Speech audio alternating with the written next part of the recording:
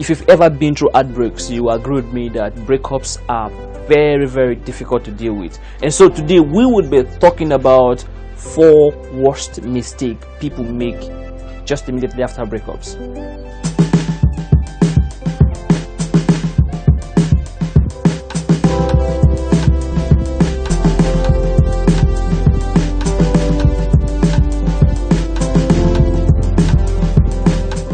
This is Prosper Whitestone, aka Mr. White. Remember, they won't teach you this in school. It is very demeaning for a lady of character to be begging a guy to take her back.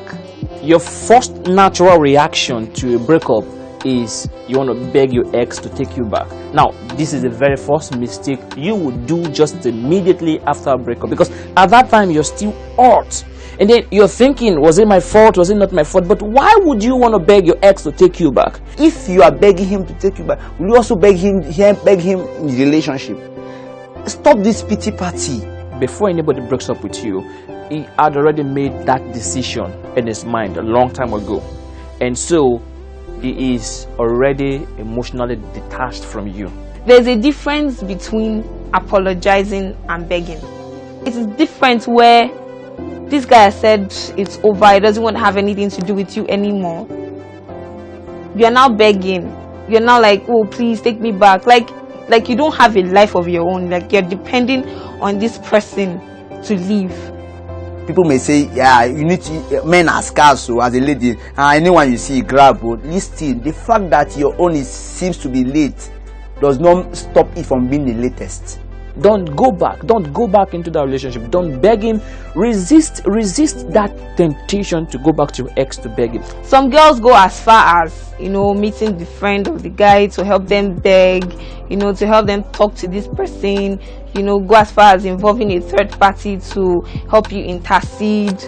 I don't get, it doesn't make any sense. You're giving this guy the impression that you cannot survive without him. If you have good friends though, your friends would not advise you to go beg your ex to take you back. But why do you want to do that in the first place? Why do you want to beg your ex to take you back? Look yourself in the mirror and tell yourself this word: I am beautiful, I am lovely, I am unique, I'm special. If what thing that attracted him the first thing will attract others. There's a very thin line between love and stupidity. It's just very, very thin. Some people feel that, okay, because you love this person, that's why you're doing what you're doing, that's why you're begging him. Seriously, I see that as stupidity. And I'm sure the guy is getting the vibes, we probably just take advantage of that. If you go back to your ex to beg him, even if he takes you back, just know that you would be at a disadvantage in that relationship. Things would never ever be the same again. And I know you don't want to be in a relationship where you are disadvantaged, so don't do it. BlackBerry Boat 5 years back was hot cake.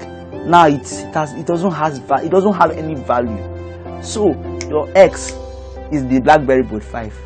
It doesn't have value. The only reason why you want to jump into another relationship immediately is so that you can show your ex that you are still attractive, or that somebody still finds you attractive. Now, this is not a competition of who is attractive or who is not attractive, so don't do it. You want to show him that, okay, I'm better off without you. Yes, I'm still worth it. I'm still worth somebody's attention. I'm still worth somebody's love. So you just jump into the next relationship to pepper the person. It's wrong. You'll be doing yourself more harm than good. There is no need to prove to anybody. Don't be among those who try to prove to people who don't really care about them. Live your life. But why would you want to waste your time proving to your ex that you are attractive? Why would you want to do that? It is necessary that you give yourself time, because you've been hurt. You need to give yourself time to adjust to being alone, adjust to being just all by yourself. Many guys who want you, they may promise heaven and earth with their sugar tongue and the rest of it. Yes, the temptation to accept is there, but it's advisable to sit back, have what I call a feasibility study of yourself, and weigh things. It will really help you in your decision. Another reason why you want to jump into a relationship just almost immediately is because you cannot stay without being emotionally attached to somebody. You cannot stay without being cared for, without being loved, and so you are looking for the next available person who's going to shower you with love and all of that. You don't just, okay, out of the fear of being alone, you just jump to the next available person that comes, or the first available person that comes. If you don't give yourself time to heal, if you don't give yourself time to evaluate, the mistakes that have happened in the past, you are going to carry these baggages into the next relationship. Probably the mistake of the past, probably the hurt of the past, you'll be so reserved, you will not be open to communicate, and lack of communication kills a relationship. That's why it is expedient to take time. Yes, when I mean take, I don't mean take 2 years, 3 years, 4 years, 5 years. No. When you jump into a relationship just immediately after you had a heartbreak and you finally healed, you would realize that the reason why you jumped into that relationship is because you needed emotional support, and by that you realize that the person you went into the relationship with now, you don't like him or her, you don't find him or her attractive. So why would you want to hurt another person? You've not been able to deal with the fact that, okay, you were cheated on. You've not been able to deal with the fact that you can still trust somebody. You now go into another relationship with this attitude of suspecting this person.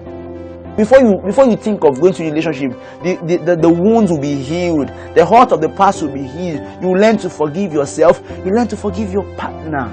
That is just it. Don't be quick to rush into another relationship so that the ship will not sink. Don't rush into another relationship just immediately after a breakup, because you would end up hurting another innocent soul. That soul you're about to hurt doesn't deserve it. So why would you want to do that? Heal first. You need to heal first. If you need to cry, cry. If you need to rant, rant. Just do it. Just let the emotions out. Because if you jump into a relationship, the tendency of you making the same mistake or even worse mistake is high. Very high. After a breakup, your first criteria is to heal. You need to heal first. Heal from the heartbreak. Heal from the pains. Heal from everything that caused the breakup. You also need to give yourself time to evaluate the lessons you've learned from this past relationship. What are the mistakes? What are the errors? What were the things that went wrong that you felt that you would have done better for you guys to, still be together? When you are not healed, fully healed, and then you jump into another relationship, you would end up hurting the next person for the mistake of your ex. Don't do it. Don't do it. In the game of love, let your emotion be the passenger. Let your mind, a trained mind, be the driver. It will help a lot. It will save you from heartbreak. Now, it will save you from a lot of stress. It will save you from excessive jealousy. A lot of people are still stuck in their last relationship.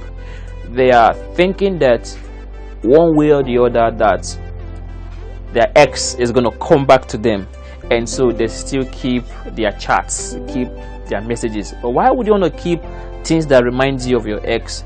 You still keep tabs on this person and you say you moved on. That's living in denial. You're just living in denial. You feel that you've let go, but really you have not. How do you feel when you go back to reading those messages? You have a frame of him in your house. Sister, what is he doing? Is his picture Jesus Christ? It's not Jesus Christ. It's not your savior. Take it and discard it. The reason why you shouldn't keep things that reminds you of your ex is because you're going to be hurting yourself. It's not encouraging the healing process. Now, you might be healing at a slow pace, but by the time you keep seeing things that reminds you of them every time, their text messages, their chats, their frames on the wall, come on, you're hurting yourself and hurting yourself more and more, and then you will just never heal from that pain. that trauma. You have this present or this gift he bought for you during the festive period, or maybe during your birthday and all of that. Keeping those things would remind you of whatever it is you guys had. Stop snooping into their social media account every often and then just to see if they've moved on. Okay, what if they've moved on? What would you do? You keep hurting yourself and hurting yourself. Don't do it. Don't open fake accounts just to monitor them, to know if they've moved on, to know if they've gotten a new girlfriend or gotten a new boyfriend. Why would you want to put yourself into that emotional trauma again and again and again? The essence of this is to heal from heartbreak. And if you are trying to keep things that remind you of your ex, you are bringing it to a new relationship, you are setting yourself up for a greater heartbreak. My sister, if your heartbreak back to back, what is happening to you now? There is no heartbreak hospital anywhere. For me, I don't encourage you to keep relationship with your ex after breakup. I know. It wasn't easy for me one time when I had a breakup with somebody. Now, I was the one who ended the relationship, yeah? So it should have been easier for me to, still maintain friendship with this person and all of that. But it wasn't. It is okay to block them on social media. It is okay to delete their numbers from your phone. It is okay not to plan to see them again. At least give yourself time to heal first. Maybe your healing process might take you 1 year, 2 years, 3 years. It doesn't matter, but just give yourself time to heal before you can become friends again. You need to move on. If you know you can't handle seeing this person, just erase this person from your memory for the time being. I'm not saying you should be enemies or you should hate this person.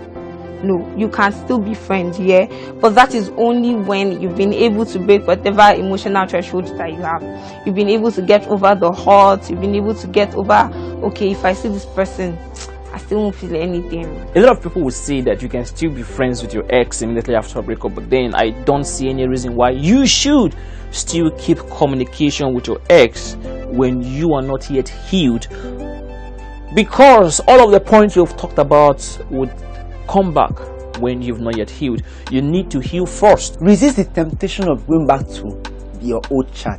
Let me even advise you, please go back to it, and when you go back to it, highlight everything and click delete.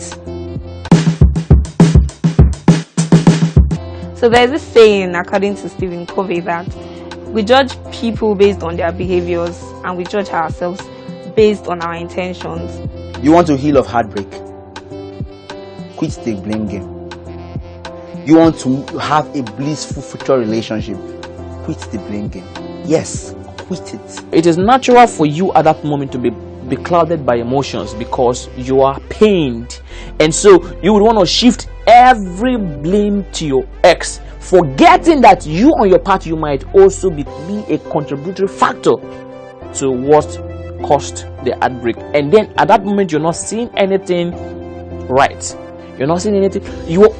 At that moment, you're only seeing things from your perspective. Sometimes things don't just work out the way we want them to. It doesn't mean that other person is bad. We should not label that other person as, wicked and all of those things. And then because you're hurt, because you feel bad for those things that has happened, you go on rehashing this situation to anybody that cares to hear. If you need to cry, cry. Yes, please cry a lot. Cry. Let the rivers flow. If you need to vent, please vent. Vent if you need to vent, but don't vent on social media.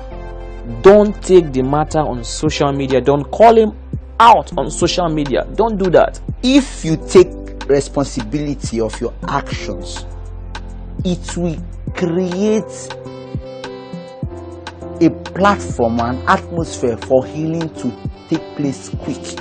We don't give the people the same view. We don't view people's behaviors the same way we view ours. We don't give them the benefit of the doubt as well. We put ourselves in the victim position and the person in, the bad guy, the bad person. Don't put the blame on anybody now. heal first.